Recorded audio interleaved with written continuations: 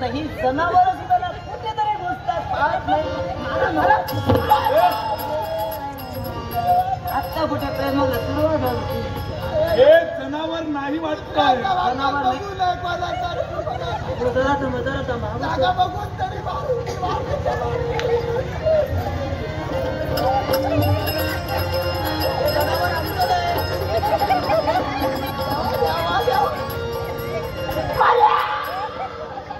कशाला बोंबाळताय? कशाला बोंबाळताय? कशाला बोंबाळताय? कोण आहेस तू? तुमचं नाव सांगा.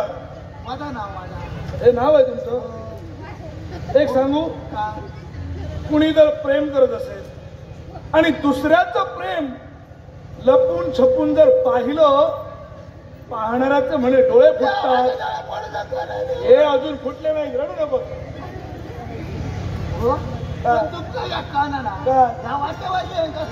करून मागता म्हणून वाकून पाहण्याची काय गरज आहे? मला चालले पाहिजे. पण काय नाही माहिती आता इतके सगळं बघ परत तोंड बघले. काय संबंध? काय संबंध? माझा चढू आपण तुम्हाला सुद्धा मुलगी आहे. हो पण आता नाही हो उघड्या काय करणार. सद्गुणी आहे. खालची मॅल मोठे करून करणार. असू द्या, चांगली गोष्ट आहे. माहित करा बघू. आपण इकडून जाऊया. इकडून आपण इकडून जाऊया. काय झालं? मी घाबरतो की काय? मी घाबरतो की काय? जाऊया. काळजी करू नको. इकडून जाऊया. या थेरडेचं काय करायचं मी माझं. नको नको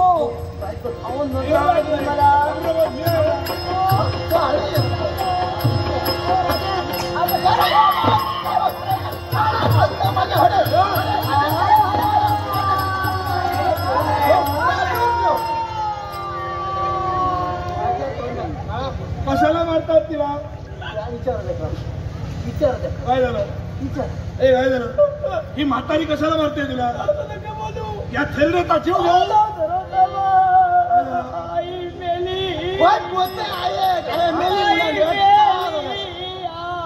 तुझी आई गेली हे तुला आता मेली मेली म्हणजे तसं नाही हो. काय झालं? माझी आई आणि आता मी मेली. ओगा नसतं. ही तुझी आई आहे? आधी सांगता येत नाही? सांगायला दिलेत कुठे तुम्ही? सांगते मी. इकडून जाऊया. नाही दाखवायचं तोंड दाखवा. आता सासूबाई झालं काय जरा हडे राहा. हा म्हणत तुम्ही म्हणत होता तुम्हाला एक सद्गुणी मुलगी आहे. नको एवढं विचारू नका. चौकशी करा. काय चाललेला तुला? तू इकडे कुठे काय चालला? काय आई मी तुला खरं सांगू, तुझा माझ्यावर विश्वास नाही. मी तिथं काही केलं नाही. जे काही केलं ते त्यांनीच केलं. काहीच करून काय? मी काही केलं नाही. आरडा होता कोमट पाट्या. ते ते साधं कुणी प्रेमाची परतून येशील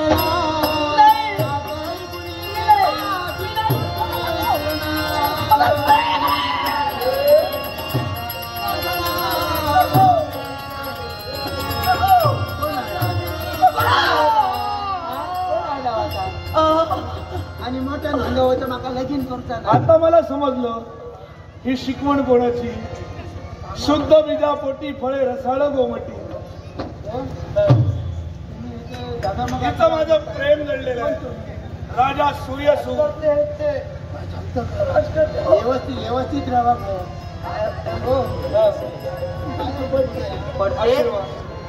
आई सुधारली माझी. पडते आई हे इकडे पाया पडते काय, कमरेत दुखते काय, अगं ते काय अगो राजा ते एवढं पण नको. हिचं माझं प्रेम जडलेलं आहे. मला हिच्याशी लग्न करायचं आहे. आई म्हणून रीतसर हिची मागणी मी तुमच्याजवळ घालतोय. होकार नकार काय असेल ते इथंच सांगा.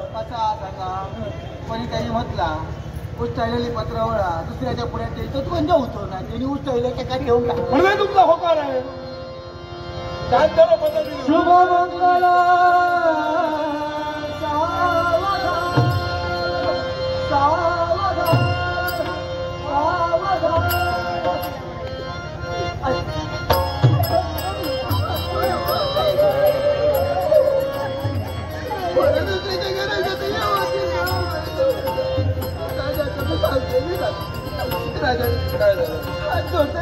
कशासाठी परत मी नाना मोठा केला आता मी तुमच्याकडे येतो आता लगीन करून घराकडे गेलात का याच पात्र माझा काम करा काय करू माझ्या पराग पात्र हात लावू नको काय पराग हात लावू नको हिला हात लावायचा नाही चला तुमच्या मुलीला घेऊन चला लगीन करून दिलं ही माझी बायको मी नवरा तुम्ही म्हणता की हात सुद्धा लावायचा नाही लग्न करून गावी हो तसं झालं काय मी एका नानाचा मोठा केलं 5 बटाने कधी मारून ना मारायचं नाही असं सांगा मला नाही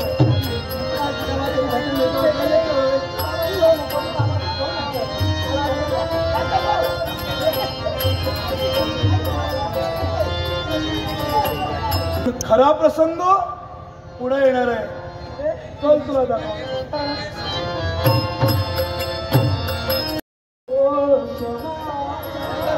हे माझ्या राघवा हे माझ्या प्रभू रामचंद्रा अरे तुझ्या चरणाजवळ हा माझ्या देवा अरे तुझ्या चरणाजवळ आज या राज्याची महाराणी सुचित्रा तुझ्या चरणाजवळ शतशः नमस्कार करते देवा तुझा मंगलमयचा आशीर्वाद सदैव दे मलाच का तर या माझ्या सार मंगलमयचा आशीर्वाद जर प्राप्त झाला ना तर त्या स्त्रीच्या जीवनात खरंच समाधान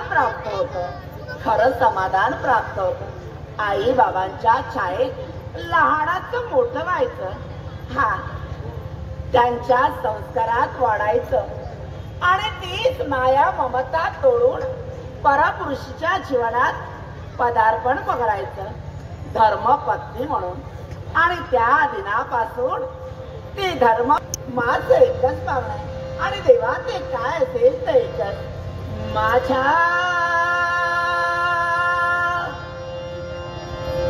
जीवाचा जीवन गए माझ्या जीवाचा जीवन गए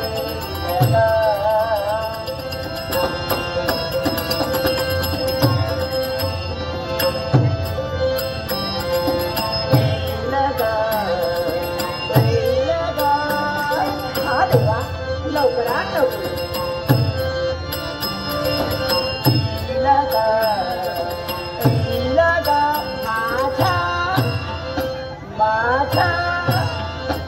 माझ्या जीवाचा जीवन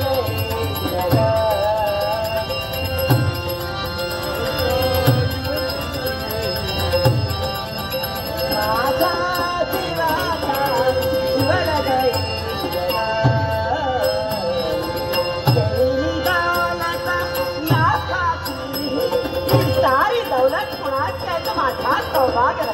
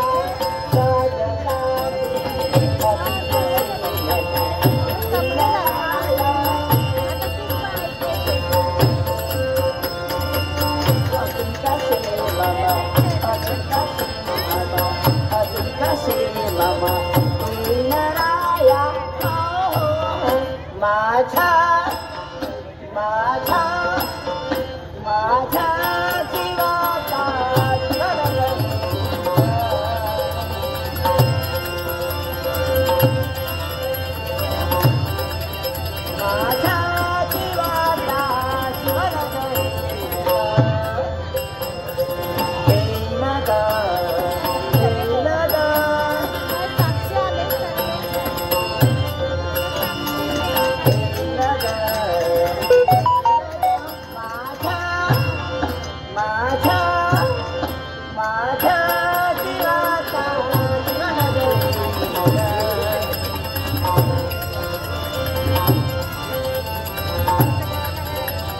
माझा जीवाचा जीवन गई. काय म्हणावं आपण प्रत्यक्षात पाहावं.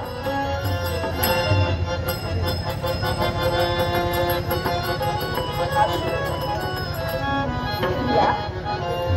अहो विराजमान देवी सुचित्रा, हा एक प्रश्न तुला विचारायचा आहे. असा कोणता? अनेक वर्ष आपल्या लग्नाला झाली, हा पण आपल्याला संतती प्राप्त झाली नाही. हा निपुत्रिकाचा डाग आपल्या माती आहे. हे विचार ज्यावेळी तुझ्या मनात यायचे त्यावेळी तू मला काय सांगायचीस? स्वामी आजपर्यंत या काळजाला कुणी हात घातला नाही असे आज तुमच्या मुखाडे निघणारी वागेश्वरी. कारण सत्य आहे ते. अहो आज माझं स्त्री तत्व पूर्ण झालं नाही. माझ्या कुशीला संतती नाही म्हणून महाराज तुम्ही दुसरं लग्न करा. एक सारखे मी हट्टाने भेटत तुमच्या जवळ होते. तेच मी केलेलं आहे. हा अहो काय बोलतात? मग आहे तरी कुठे?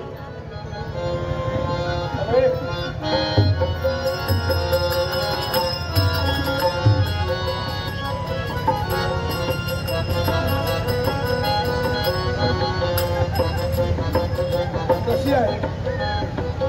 अहो फारच सुंदर. हा एक महत्वाची गोष्ट तुला सांगायची. अशी कोणती?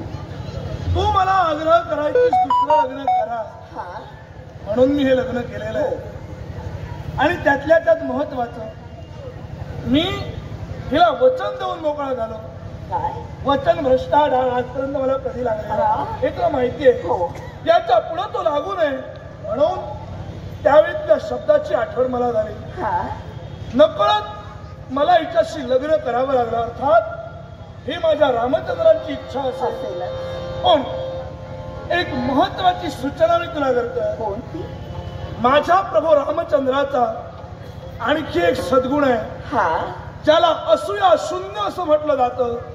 म्हणजेच माझ्या प्रभूनं कुणाचा राग केला नाही, हा कुणाचा द्वेष केला नाही, कुणाचा मत्सर केला नाही. मी काय सांगतोय समजतंय ना तुला? समजतंय ना? देवाच्या विचारानं आपण वागत आहोत. त्यामुळे आपण सुद्धा व्यक्ती कुणी असू द्या कुणाचा राग करायचा नाही, कुणाचा द्वेष करायचा नाही, मनात मत्सर आणू द्यायचा नाही. हा मी का सांगतोय समजतंय ना तुला? हो मला समजलं. आता हा तू हिची मोठी बहीण, हा ही तुझी लहान बहीण. हो आनंदानं राहा, हा तुम्ही आनंदानं राहा, मला सुद्धा आनंदानं राहू द्या. भांडण करू नका. हा तोपर्यंत हिची योग्य ती चौकशी अवश्य. महत्वाची जबाबदारी. हा, जबाबदारी. हो जबाबदारी. चांगलं बस. तुझी सर्व सेवा ही करेल, सर्व समजावून अहो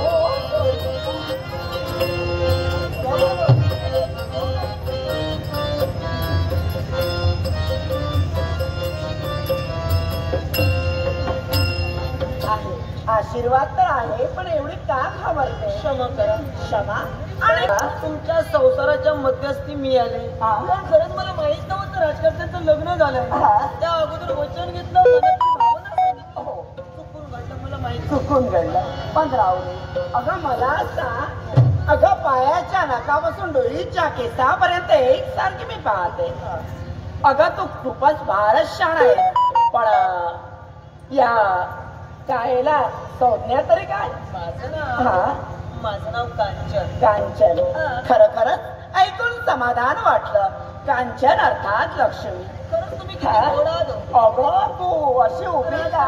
म्हटलं त्यापेक्षाही अगं तू उशी आपला स्वभाव बघायला बातरी आता आज कधी पाहिलं नाही. हे वैभव तू कधी पाहिलंस का? हे पाहिलंस का? किती धावा लागली. तिकडे तुला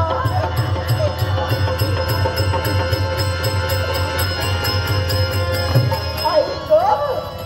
अहो ताई, ताई काय होते तुम्हाला? तुम्हाला बरं वाटत नाही का? अगं, पाणी घेऊन आले. अगं थांब गं. काय झालं? कुठे निघाली? तुमच्यासाठी पाणी घेऊन येते. पाणी? तुम्हाला काही त्रास होतोय का? कशाला पाणी? हे काय की आपण अस्ताव्यस्त काय झालं? अगं यालाही कळलंय. मला सांग प्रत्येक स्त्रीला आनंद होतो आणि आनंद व्यक्त करत असताना तिला थोडा त्रास होतो. अत्यानंद एवढा झाला की एकाएकी आपल्या शरीरावर त्याचा परिणाम. खरंच तर आम्हाला आनंद झाला. आम्हाला कधी असं वाटलंही नव्हतं. ते दृश्य आपल्यासोबत मला तुझं मी नाव विचारलं. आपण या ठिकाणी बसून तुझ्याची छान गोष्टी केल्या. पण तुझे आई बाबा आहेत ना? आहेत. हो छान. आई बाबा दोघी. पण एक सांगू का? काय हो? एक विचारू ना. बघा, आपण माझ्या मोठ्यात आई आहात. अगं राग येतो. लहान बहीण आहे. लहान बहीण मला. आपलं राग येणार नाही. पण राग करायचा नाही. बघा, नाही ना. कुठल्याही गोष्टीचा राग नका. राग हा जीवनात चांगला नाही. मी नाही रागवणार. बाई, मला सांग, तुझा जन्म झालाय तो कोणत्या घराण्यात? समाधान वाटलं. हा, कारण मी प्रत्येकाला स्वाभिमानानं अभिमानानं माझा जन्म कुठल्या घराण्यात झाला ते सांगते. हा, कुणीही विचारू द्या, आपल्याला आपल्या घराण्याचा स्वाभिमान असावा.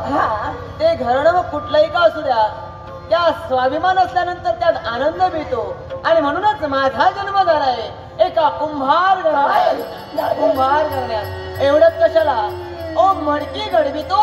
प्रत्येकाच्या दारोदारी जाऊन ती मडकी आम्ही विकतो आणि स्वतःचा उदरनिर्वाह करतो. अभिमानानं स्वाभिमानानं प्रत्येकाला मी आनंदानं ओरडून सांगेन, माझा जन्म एका कुंभार घराण्यात झालाय.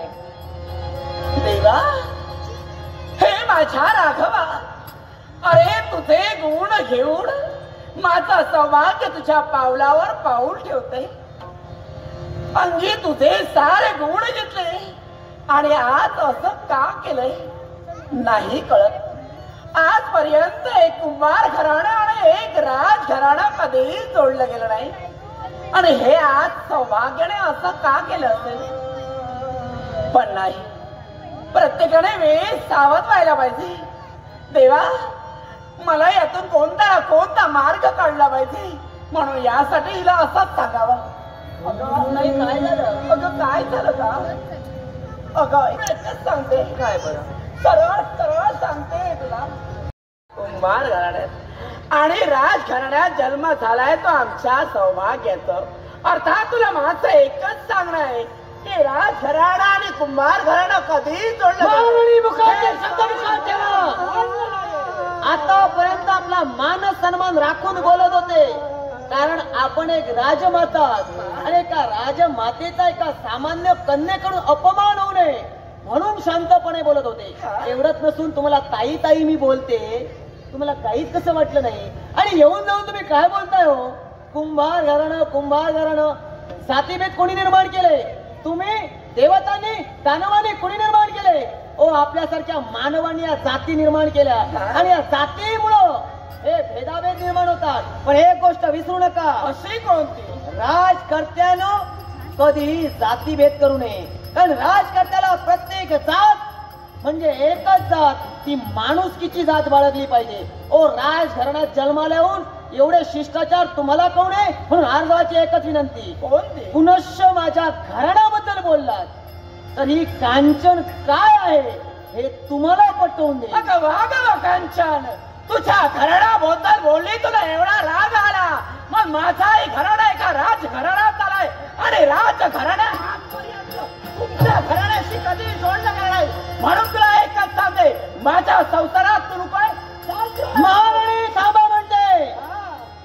मी प्रेम केलं मला मान्य आहे, पण राजकर्त्यांनी सुद्धा स्वतःच्या इच्छेनं माझा स्वीकार केला. मी जबरदस्ती मागावून आले नाही. आणि लग्न का केलं? तुम्ही त्यांच्या संसारात कमी पडलात म्हणून. अहो, एक स्त्री आणि एक वृक्ष, यात एखाद्या वृक्षावर जर का फुल उमललं नसेल ना तर त्या वृक्षाला कधी शोभा येत नाही. त्याप्रमाणे लग्न झालेल्या स्त्रीच्या मांडीवर मूल खेळलं नसेल तर तिला आईपणाचा स्वाभिमान कधी मिळत नाही. अहो वांजोटी बाई, तू वांजोटी. अगं राजकर्त्याला या राज्याचा वारीस देऊ शकत नाही तर एक स्त्री म्हणून सांगू नकोस. तुझ्या जागी मी असते ना, तुझ्या जागी मी असते, एवढ्यात कुठं जाऊन हात बघात केला असता. म्हणते ज्या कुशिकुला संतती प्राप्त झाले हा माझा दोष तू काढते, पण भगवंताच्या मनात काय लिहिले तुला नाही जाईल. मग त्यात भगवंतानं दरबार देऊन तुला बोलण्याचा आणि मग त्यात भगवंतानं मला पाठवलं, तू उलट माझे आभार मान. कारण मी माझ्या मनात ठरविलं होतं, हा? जर का मला कुठलंही संतान झालं तर आई तुला म्हणेल, पण मी कुठंतरी चुकले, कारण तेवढी तुझी योग्यता नाही. आई हा शब्द ऐकायला सुद्धा काळजात सुद्धा आई कोणाची माया ममता लागते आणि ती तुझ्यात नाही, म्हणून तू माझा द्वेष करतेस. म्हणून आता मी सुद्धा ठरविलं, काय? जर का महाराजांची बायको महाराणी म्हणून जर का बोलत असतील, गांधर्व पद्धतीनं का होईना राजकर्त्यांची माझं लग्न झालंय, अधिकार माझे सुद्धा आहेत. तुझ्या अधिकारानं मी आले नाही. राजकर्त्यांनी म्हटलं असेल तरच मी जाईन. छान अधिकाराचे गोष्ट केली म्हणून तुला सांगते, जेवढा अधिकार तू मागण्याचा कर्तव्य करतेस किंवा जेवढा अधिकार आहे म्हणून सांगते, तेवढाच अधिकार माझा आहे.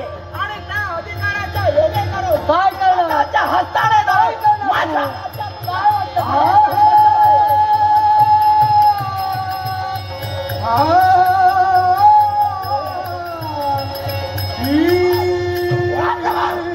काय वाटलं? सामान्य घरात जन्माला आल्या कन्येशी असं वाटतं का आपल्याला? हेच का आपले राजशिष्टाचार? आज का आमच्या गरिबांबाबत मानसन्मान हेच दाखवण्यासाठी इथपर्यंत आणलं बाबा. काय चाललंय?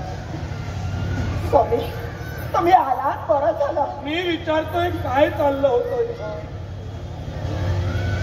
स्वामी माझं ऐका, मी सारं काही तुम्हाला करता तुझं ऐकण्यासाठी मी इथं आलो नाही. मी तुला प्रश्न विचारलेला आहे, काय चाललं होतं? या ठिकाणी जे चाललं आहे ते मला योग्य वाटतंय, कारण हे एका कुंभार घराण्याचा जन्म झालाय, आमचा एका राजघराण्यात जन्म झालाय. कुंभार घराणं आणि राजघराणं कधीही जोडलं गेलं नाही. का ती माणूस नाही? आहे ना? माणूस म्हणून जगण्याचा तिला अधिकार नाही? आहे. एका कनिष्ठ कुळात जन्म झाला, तिचा स्वीकार बायको म्हणून मी केला, अर्थात ती आता राजपत्नी झालेली आहे. नाही स्वामी, एका निराधार स्त्रीला मी आधार दिला, हे माझं चुकलं? अहो, तुमचं चुकलं नाही, पण मला ती या ठिकाणी नकोय, कारण ती एका कुंभार घराण्यात आणि तू मला म्हणायचीस स्वामी दुसरं लग्न करा, हा? ते मोठेपणासाठी होतं. नाही स्वामी, मग हे का? अहो तुम्ही खरंच दुसरं लग्न करा. तुझा जन्म राजघराण्यात झालाय, हा? राजशिष्टाचार तुला कळायला हवे. हिचा जन्म एका सामान्य कुळात, अर्थात हिच्याकडून काही चुकलं असतं तर मी समजावून घेतलं असतं, हा? पण ही चूक तुझ्याकडून अपेक्षित नाही. पण स्वामी वाचलं. कारण ते दृश्य मी माझ्या डोळ्यांनी पाहिलं, ते पूर्णपणे तुझ्या विरुद्ध आहे. त्यात तुझी चूक आहे. म्हणून राजा सूर्यसूत शेवटचा प्रश्न तुला विचारतोय, काय? आमचं लग्न तुला मान्य आहे की नाही? नाही. मान्य नसेल हा? तर राजा सूर्यसूत तुझा नवरा बाजूला राहू दे. एक राजकर्ता म्हणून मी तुला आज्ञा करतोय, काय? हे जर लग्न तुला मान्य नसेल हा? तर मान्य करावं लागेल. इथं राहायचं असेल हे सर्व सहन करावं लागेल. आणि हे जर तुला मान्य नसेल तर राजा सूर्यसूत तुला आज्ञा करतोय, काय? हे जर तुला मान्य नसेल हद्दपार, नाही. हद्दपार, हद्दपार. तुम्ही काय केलं? तिच्यासाठी मला हद्दपार करता.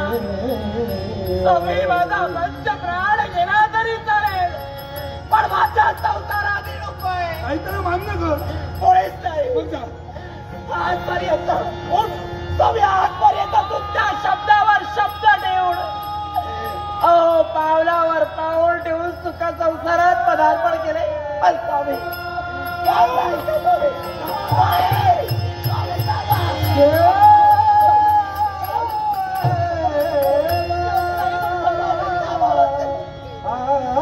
आता तू मध्यंतरी येऊ नको.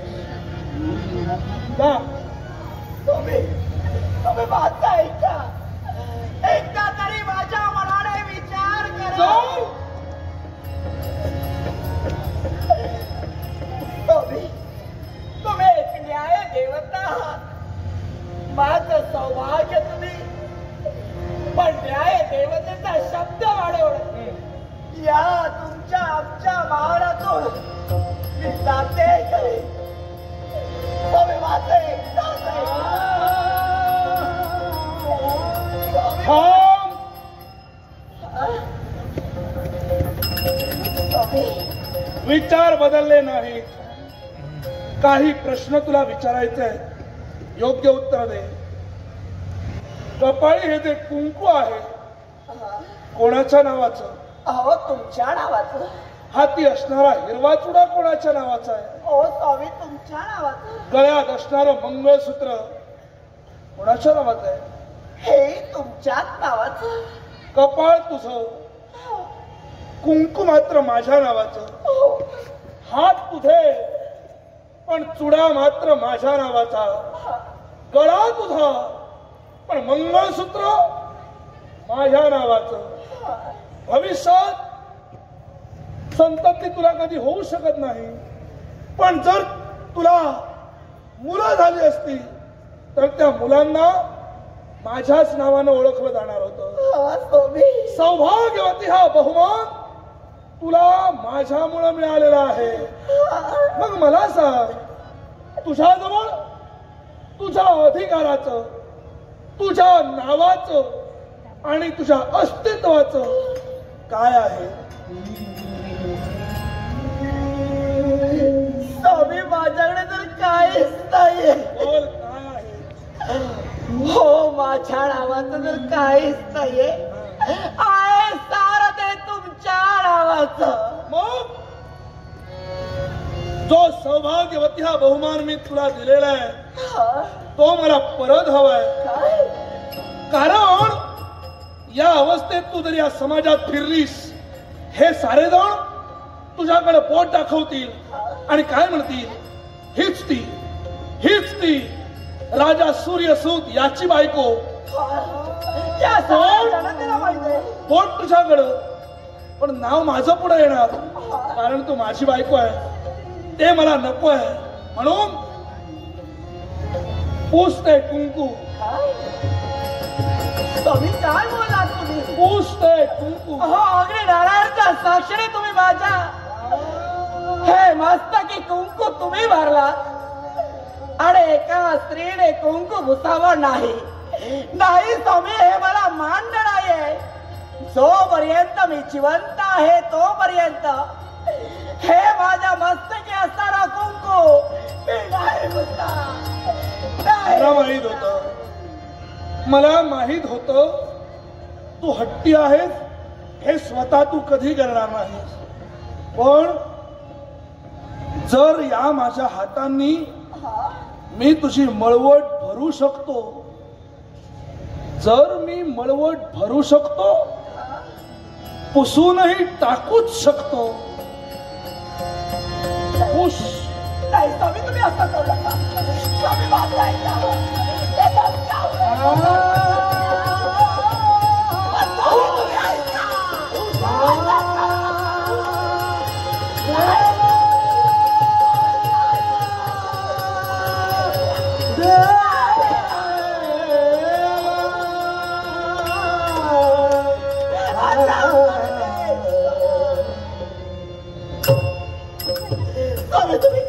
फोडतो हिरवा चुडा, फोडतो हिरवा चुडा. हा हिरवा चुडा मी कसा मोडू? अगो, लग्न झाल्यानंतर हिरवा चुडा परिधान का करतात? मजेसाठी किंवा चेष्टेसाठी नाही. हिरवा रंग हा बुध ग्रहाचं प्रतीक आहे. बुध ग्रह हा निसर्गाशी संलग्न आहे. ज्यावेळी हातातील चुडा हातावर घर्षित होत असतो त्यावेळी त्याद्वारे त्या स्त्रीच्या शरीरात एक नव ऊर्जा निर्माण होत असते. त्यामुळे त्या स्त्रीची प्रकृती स्थिर राहते. याला महत्वाचं कारण हा हिरवा चुडा आणि बुध ग्रह हो. अर्थात ज्या अर्थी सौभाग्यवती हा बहुमान मी काढून घेतोय त्या अर्थी चुडा सुद्धा हातात शोभत नाही. नाही स्वामी, हो माझे पंच प्राण गेले तरी चालेल, हो पण माझा आई वाचलं. मी स्वतः जात नाही. नाही बाबा, नाही बाबा.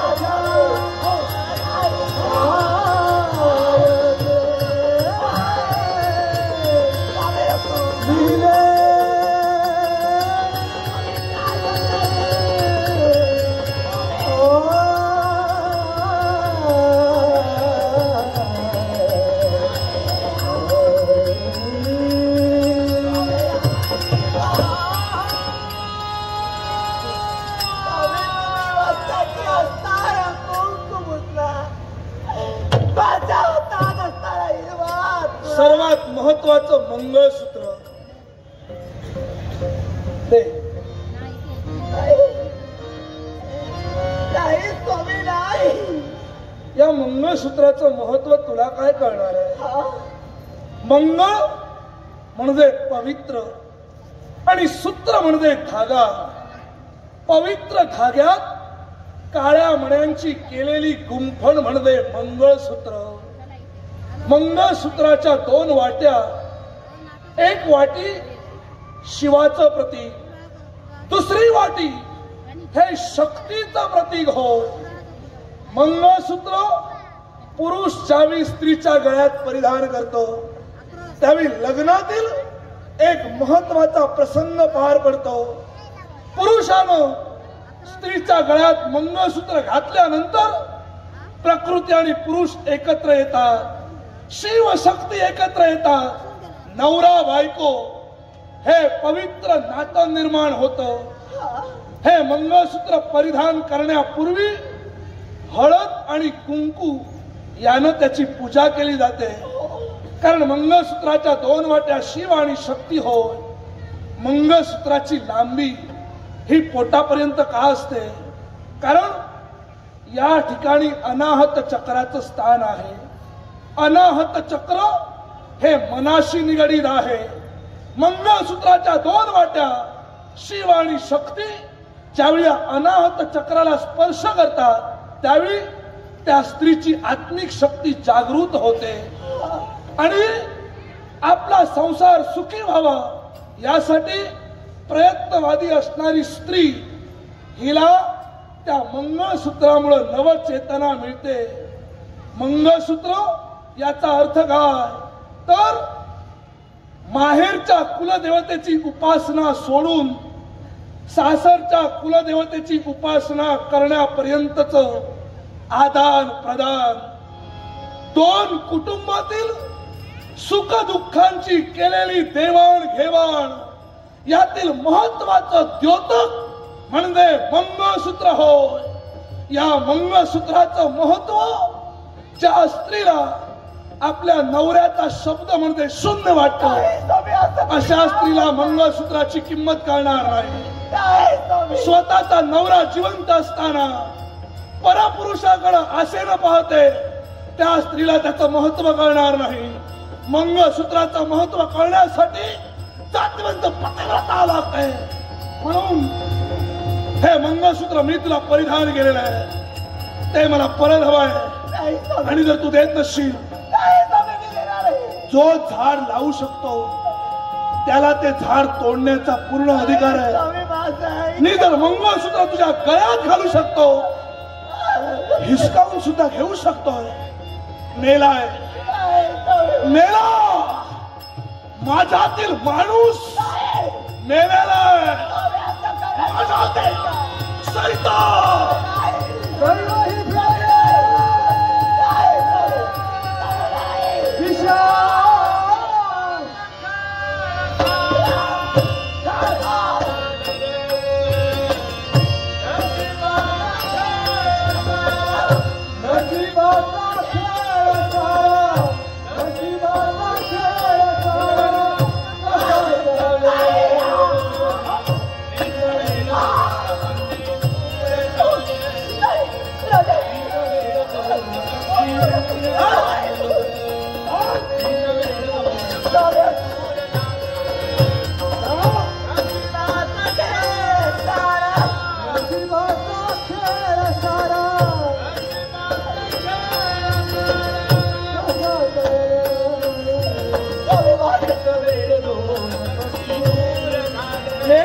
माझ्यासाठी, मेलो मी तुझ्यासाठी.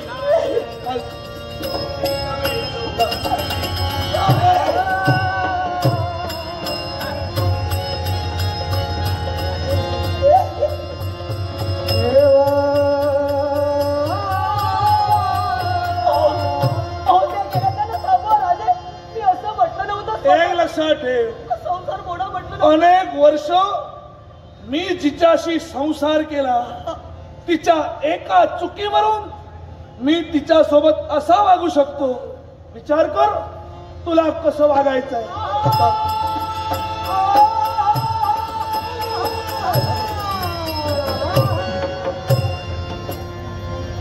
पुन्हा काय तुझ्या जीवनात सर्व काही घडविलं ते या चंडाक्षाला बोलण्याचा अर्थ एकच, फक्त मला ही कांचन हवी आहे आणि या कांचनासाठी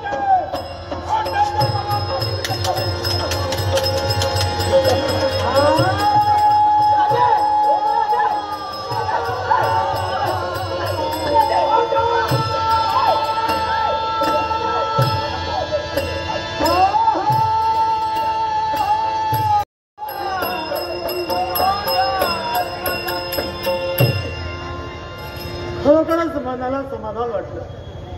खरोखरच भाग्य माझं कौतेच्या पुण्यभूमी आम्ही जन्म घेतला. दशरथ कौशल्यांच्या पोटी जन्म घेऊन त्यांचं कुलभूषण आम्ही केलं. आणि तेवढंच नव्हे, आम्हाला तेवढी साल आमच्या प्रजाजनाने सुद्धा दिली. पण सामान्य माणसाच्या पोटी जन्माला येऊन सुद्धा एक देव बांधलो, हे खरोखरच माझं नशीब म्हणावं. आणि एवढं असून सुद्धा एक देव सुद्धा या देवाच्या बाबतीत घडलेली घटना मातृत्वासाठी आणि पितृत्वाच्या इच्छेसाठी केवळ 14 वर्षाचा वनवास आम्ही भोगला. 14 वर्षाचा वनवास भोगत असताना अनेक संकट आमच्यावरती आली. प्रत्येक संकटावर मात करून तो 14 वर्षाचा वनवास सुद्धा आम्ही पूर्ण केला. पुनश्च अयोध्येत प्रयाण केलं. अत्तराची सड्या मोतिकाच्या रांगोळ्या पुढे तोरणी उभारली गेली होती.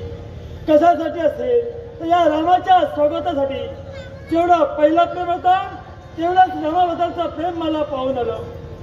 मन धन्य झालं. तेवढ्या आदराने आम्हाला राजसिंहासनावर बसविलं गेलं. आणि या सकल प्रजांना न्याय देण्याचं कर्तव्य एक राजकर्ता म्हणून आमच्या पदरी पडलं. पण या जगाचा देव म्हणून सारे माझे रामभक्त माझ्या चरणाशी नतमस्त होत आहे. आणि त्यांच्या आज यांचा शेवट करणार एवढा थांबा शब्द तुमच्या मुखातून निघाले. हो, यांच्या संरक्षणासाठी इथपर्यंत तू आलास. हा काय होऊ नये. मला सांग, ज्यांनी मला भजिलं पूजिलं मग त्यांचं रक्षण करणं हे माझं कर्तव्य नव्हे का? रक्षणासाठी जर का त्यांच्यावर असेल तर तुझा शेवट करीन आणि नंतर याचा सेवा करेन. आज वेळी माझ्या मला एक कळू दे, कोण असं बरं नाही. ज्या ब्रह्मदेवाची मी भक्ती केली आणि ज्या ब्रह्मदेवानं मला दिलेला वरदान, या स्वर्ग मृत्यू पाता तीन कला दक्षिंक्य आणि अमरत्वाचं वरदान मी संपादन केलं. पण रामचंद्र या नावानं तू नटशील आणि ज्यावेळी तुझा माझा संघर्ष झाला त्याच वेळी माझा शेवट आहे. पण पितृ इच्छा पूर्ण करण्यासाठी हा माझा सारा अट्टास आहे. पितृ देवतेला दिलेला शब्द सत्य करण्यासाठी या मृत्यूलोकावर मला सत्ताव्रता करायची आहे. आणि या मृत्यूलोकात जेवढे रामभक्त आहेत तेवढे माझे वैरी आहेत. अगदी विसरलाच म्हणतो. अरे कारण मला विश्वाच्या ठिकाणी जो प्राणी माझ्या जन्माला आला त्याला मृत्यू ठेवलेलाच आहे. तुझा मृत्यू आगावाला होता, माझ्या हात होता. तो मृत्यू चुकणं तुझ्या हातात होतो. तो जर का मला शरणाला असता तर त्या मृत्यूवर तू मात केली असती. पण ते न करता प्रत्यक्ष माझ्या तुझ्या भक्ताला शरणाचा करता दिलेला शब्द रद्द करण्यासाठी मी माझ्या जीवनाचा विचार करत नाही. मेलो तरी चालेल पण पितृ इच्छा तोपर्यंत तुझ्या समोर हा प्रभू रामचंद्र आहे. तोपर्यंत माझ्या भक्तांचं काय करणार आहेस तू? मग जर का माझ्या रेंद्राजवळ असेल तर तुला सेवा करूया. सकल जनाचे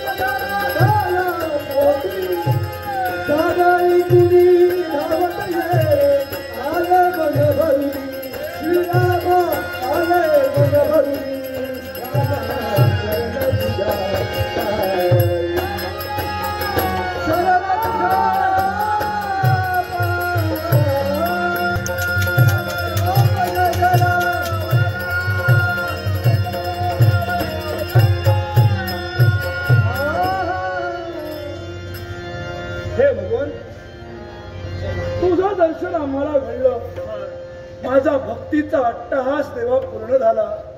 देवा, माणूस मेल्यानंतर मिळते त्याला गती म्हणतात, पण मोक्ष हा जिवंतपणीच मिळतो. देवा, इथं येण्यासाठी म्हणजे या मोक्षापर्यंत येण्यासाठी हा त्रास मी सहन केला, पण आज तुझं दर्शन घडलं. असं कोण जाऊ ध्यानी मनी स्वप्नी आसने भोजनी शयनी चिंतनी नयनी भज एक तार तल्लीनतेनं रामस्मरण माझ्याकरवी घडलं. मग माझ्या जीवनात हे दुःख का? याला कारण आहे. आठवतो दिवस मग ती संकट दूर करण्यासाठी अरण्याच्या दिशेने धाव घेतली. त्या अरण्यात घडलं का? एका स्त्रीशी तुला संपर्क झाला आणि जेणेकरून तिच्या इच्छेसाठी, तिला दिलेला वचन पूर्ण करण्यासाठी तू मागचा पुढचा विचार न करता त्याचे लग्न सुद्धा केलं. खरंय. आणि त्यामुळे झालं काय? आपल्या घरी असलेल्या लक्ष्मीला तिच्यामुळे तू लाथाळला. घरी असलेल्या लक्ष्मीला जो लाथाळतो त्याच्या जीवनात कोणता प्रसंग येतो त्याचं जिवंत उदाहरण आज तुला मिळालेलं आहे. देवा, माझी चूक माझ्या लक्षात आलेली आहे. नव्हे तर तो तुझ्या आलेलं संकट, हे संकट निवारण्यासाठी हे मुद्दाम मी सारं नाट्य घडविलं होतं. देवा, माझी चूक निदर्शनास आणून दिली, कारण वचनात बद्ध झाल्या कारणानं मी हिच्याशी लग्न केलं खरं, पण जिनं माझ्या सुखदुःखात माझी साथ दिली त्या माझ्या सौभाग्य लक्ष्मीला मी लाथाळलं. माझ्या लक्ष्मीला मी घराबाहेर हाकलून दिलं. त्या क्षणापासून माझं वैभव निघून गेलं. मी माझ्या गृहलक्ष्मीला लाथाळलं. आता तेव्हा माझी चूक झाली. मला क्षमा कर. मग यापुढं तुम्हा सर्वांना या प्रभू रामचंद्राचा शुभमंगल करता आशीर्वाद.